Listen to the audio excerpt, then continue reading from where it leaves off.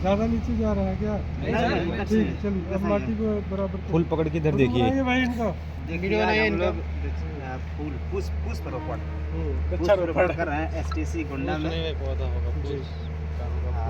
आप सभी लोग एक फूल लगाएं, 45 लोग हैं, सब लोग एक फूल लगा दीजिए, पूरा अच्छा से सज जाएगा। क्या सर? चलिए अब चलिए भाई दूसरे लोग आइए, उसको धीरे धीरे ऐसे बचा के धीरे धीरे काम कंप्लीट करिए।